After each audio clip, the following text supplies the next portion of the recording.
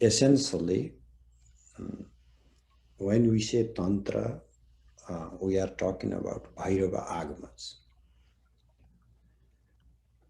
That is the 64 Āgamas that found that is the basis for all the Tantras. And mainly in these Tantras, Bhairava is revealing the truth, the absolute. And what is this absolute? It is the very being of the Supreme Goddess.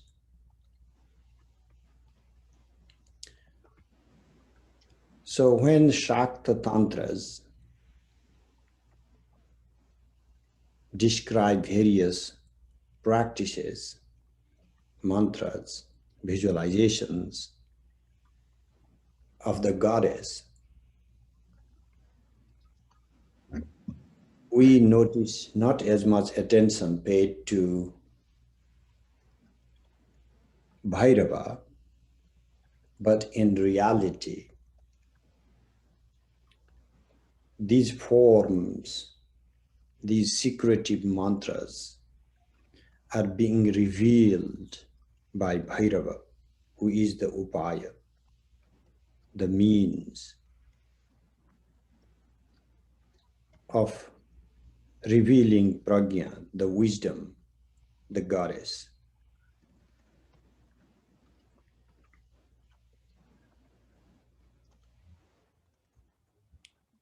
Bhairava Āgamas are known as the non-dual Advaya teachings, but the non-duality described in these Bhairava Āgamas are not the other types of non-duality that we confront that rely on rejection of the phenomenal world, rejection of the body, rejection of emotions.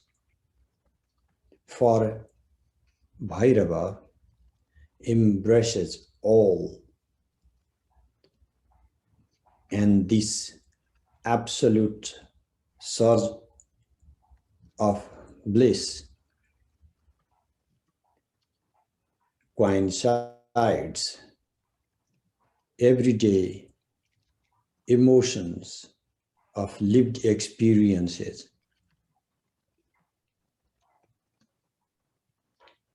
In this short treatise,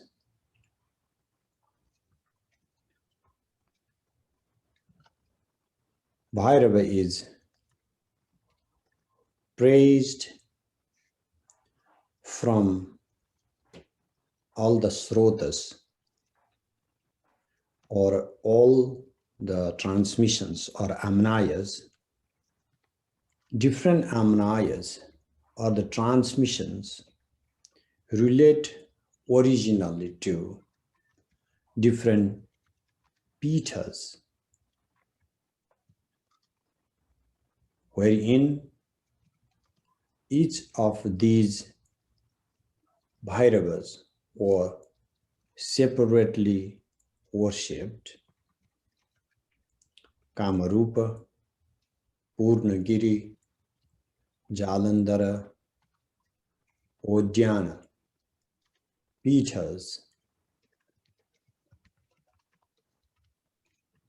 While each of the pithas, with the primacy of a Bhairava and a goddess related to that pitha, has its own history, its own course of sadhana. The integration of different transmissions occurred before we have written texts. As even the earliest texts describe different transmissions, and the mantras from different transmissions originated or revealed by different Natha Siddhas. This brief or short hymns of Bhairava is therefore an initiation into the discourse of 64 Āgamas by praising in both the classical metrical verses or in the Dandaka, D-A-N-D-A-K-A, Dandaka forms that are common to some of the earliest tantric texts in 4 different stages. The same supreme being, the very absolute entity, unfolds or manifests itself in the Bala or a young boy, Kumara, young man, proud aged person, and old person, mature person. A gradual progression described here in the visualization of Bhairava relates to different aspects of the goddess Kubjika. And in essence, the hymns here are therefore a deeper suggestion to the mandala of Kubjika, Samvarta mandala, and therefore the hymns itself is named after Bhairava, Samvarta Bhairava. All the mantras are an arrangement of the phonemes. There are primarily 2 different orders to organize the phonemes. One is the sequence called Matrika, in which we have the alphabets from Na, alphabets from A to Ha, and the other is called Malini, the order that begins with the phoneme Na.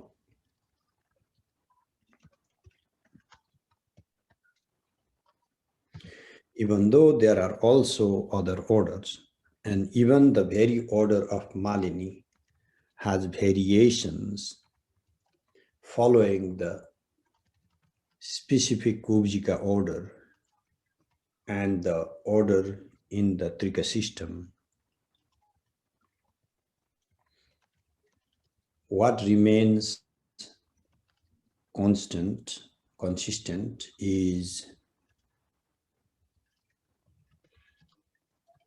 the Matrika order for the primacy of Bhairava and Malini for the primacy of the goddess. Even then, the difference between Matrika and Malini are only in the processes of extracting the mantras from the symbolic codes or installing the mantras in the body. They all at the end are the same phonemes visualized differently.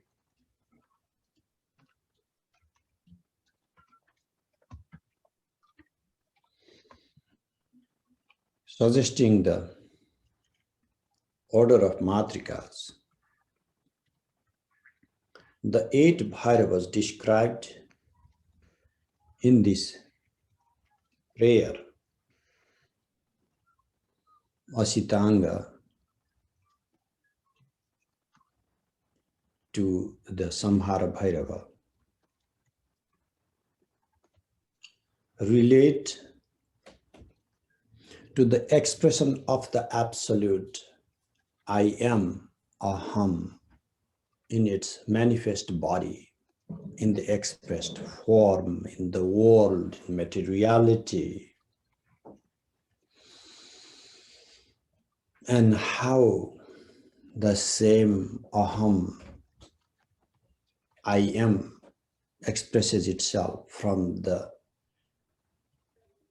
nameless and formless Anakhya state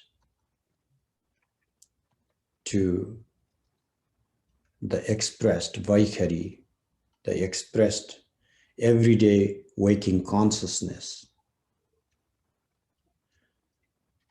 This creates a succession in which the Anakhya state, a Bhairava,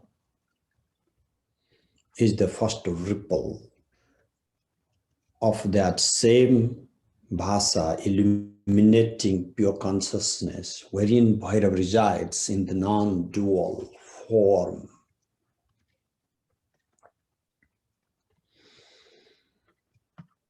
Comes further to individuated state of deep sleep while in the collective state of absolute bliss.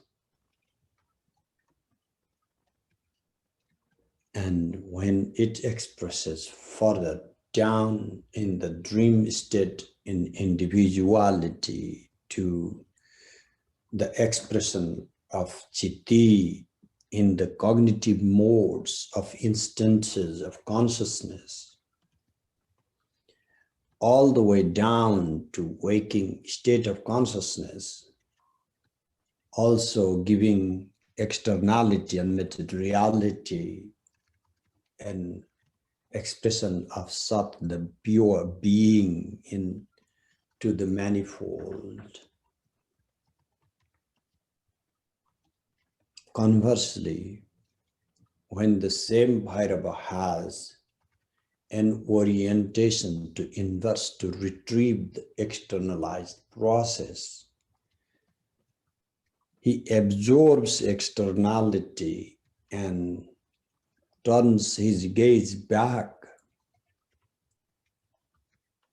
in the same successive process from the waking to dreaming to deep sleep states of consciousness in the individual forms, while also dissolving externality of being, consciousness, and bliss, absolutely retrieving to its primordial form of Bhairava consciousness.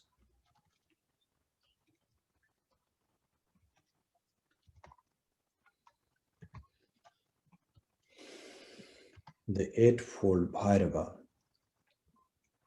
in essence, the very matrices, the groups of the phonemes, is the totality of the expression, corporeality, externalization of Bhairava and its retrieval to absolute bliss. Moving from this basic external matrika structure, the hymn initiates a conversation into both the triadic structure of Bhairava, following the Trika system, and Manthana Bhairava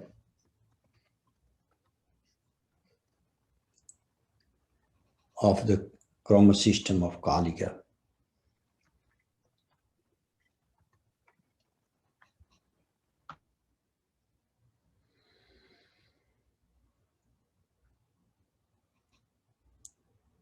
If the Trika expresses the same absolute in the triadic structure of Sadbhava, Ratishekara, and Navatman, Manthana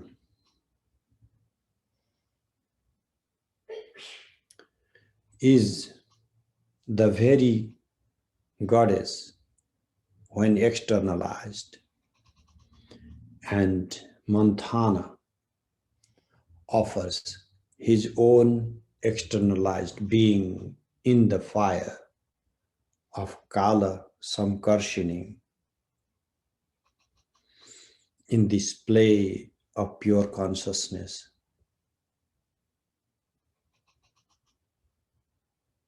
Being in the body of Bhairava is an experiencing of the same bliss that the goddess portrays, while allowing subjectivity to Bhairava, the externalized, to rejoice the embrace of the goddess, pure consciousness, or to be able to enjoy every single mode of being in its expressed forms. Identified as a savana or pressing of the soma elixir, this hymn evokes the Vedic metaphor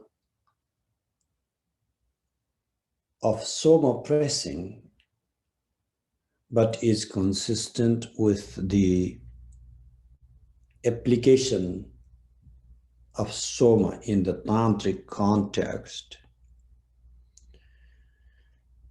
where the soma is internalized and the elixir is found inside the body and is expressed by means of the awakening of Kundalini.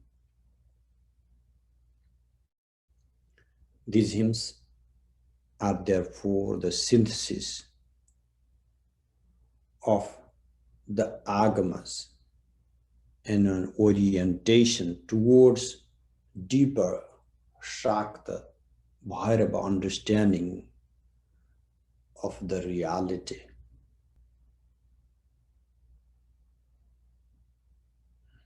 The primary metaphors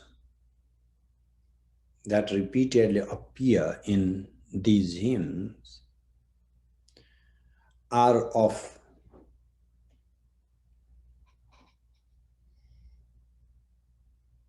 the space, Akasha, of autonomy, Swachanda, Asita Anga, having a blue or black body,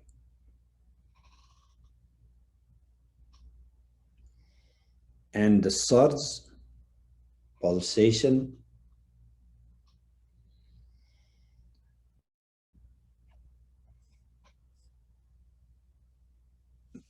abhasa or appearance,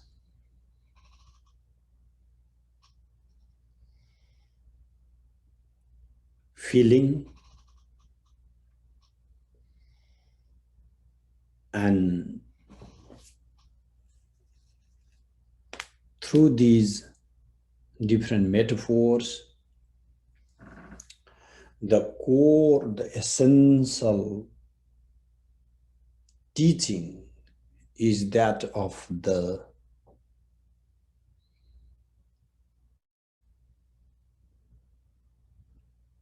externalized reality as the very body of Bhairava.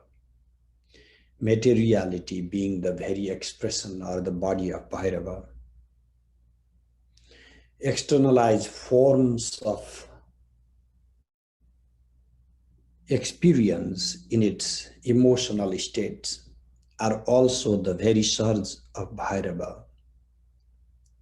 Therefore, Bhairavas are depicted as delighted, as aroused, as wrathful and angry, and also depicting other emotions of fury and disgust. For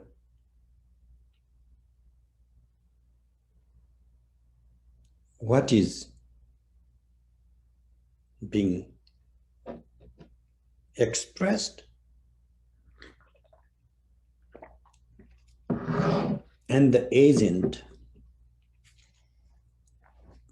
who is expressing, the body that is the site of feelings and emotions, and the self that is evaluating the feelings manifest in the body, are both the ripples in the same field of being called Bhairava.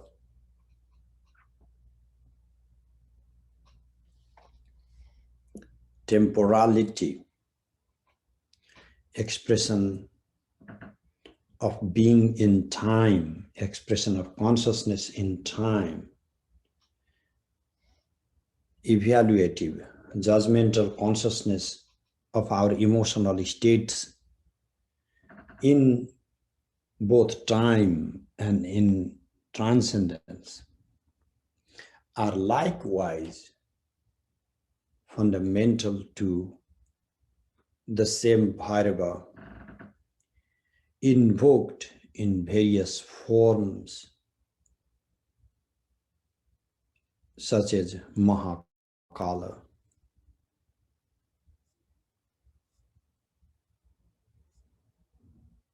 The Bhairavas described here synthesize both the Vam,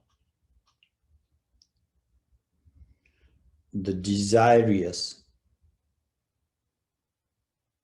loving, or the left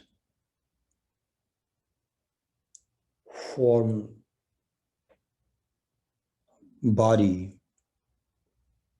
or the path of the divine, or the right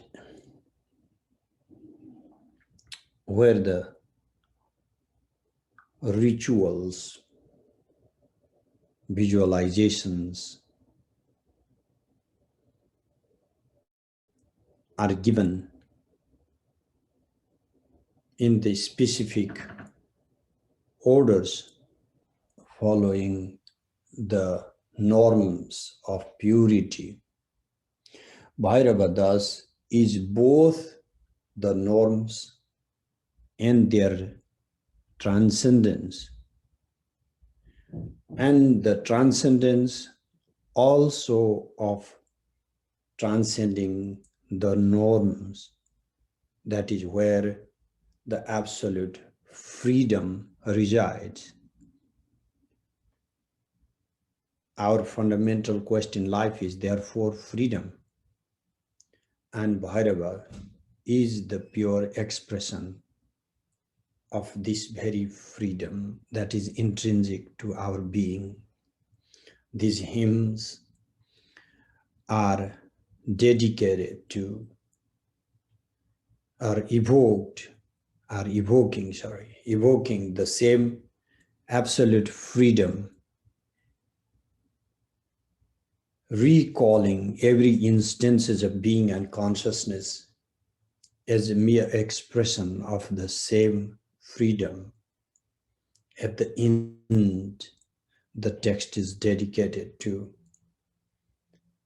experiencing, rediscovering the freedom that is intrinsic to our being. From beginning to end, the metaphor of fire is consistent, but in some cases, like in the case of Kalagni Rudra or Uchusma, these metaphors are more vibrant, for in the ferocious forms that Bhairava assumes, he is visualized as incinerating every single remnant of a dualism, every single concept reinforcing duality, every single instance of being and consciousness that suspends the singular, non-dual expression of Bhairava. These also depict the rise of Kundalini as the path, the progression of prana in its higher and higher states is depicted in the metaphors, with the metaphors of the flames and the experiences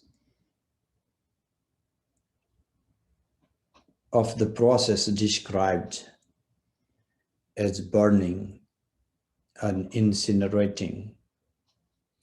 These are the metaphors to incinerate the karmic residue that keeps the individual seeker tied to externality and materiality, tied to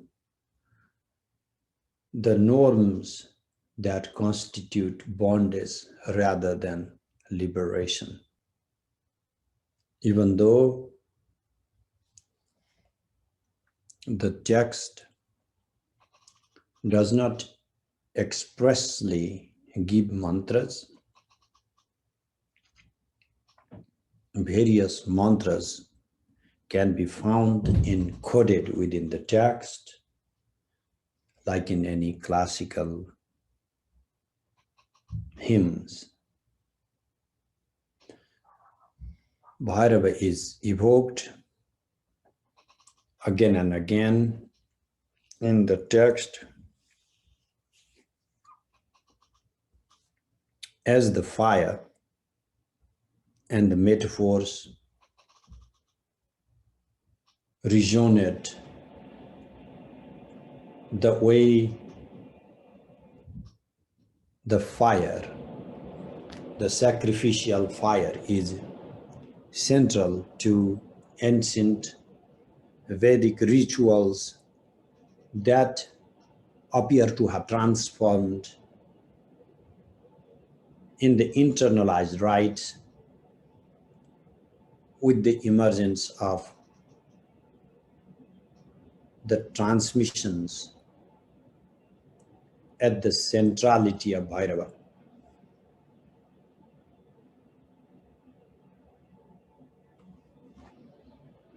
At the end, being Bhairava or experiencing oneself as Shiva rests on the dissolution of being ensnared with the ties of pasha. And in this liberated state, the very matrika, the very matrices that cause bondage,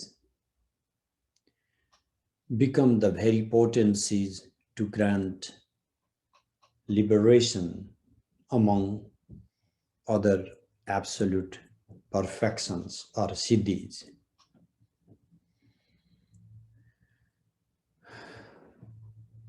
Bhairava's own expressed or opened eyes therefore become the metaphor of confirming the being in the world, while also living in the presence of the absolute modes of expression of pure consciousness and joy of pure bliss in the form of Bhairava.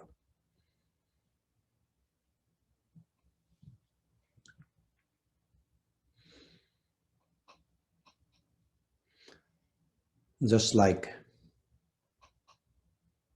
the ancient Bhairava Āgamas use metaphors to describe secret rites, this hymn also uses the metaphors of Kusumacharya offering the flower, being seated in the mandala of Bhairavis,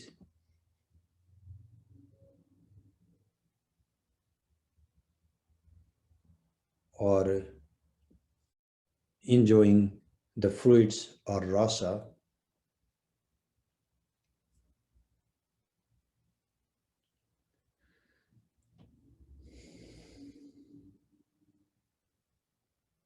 In conclusion,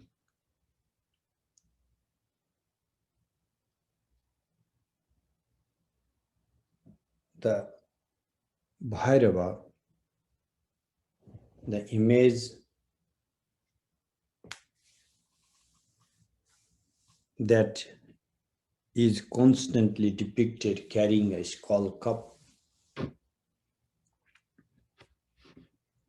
goes back to the very early Kapalikas or the skull cup bearers who are known for their external gestures or for them living in the cremation grounds, but are not known for the internalization of all these metaphors of the fire, the cremation ground, the skull cup, among many other gestures to depict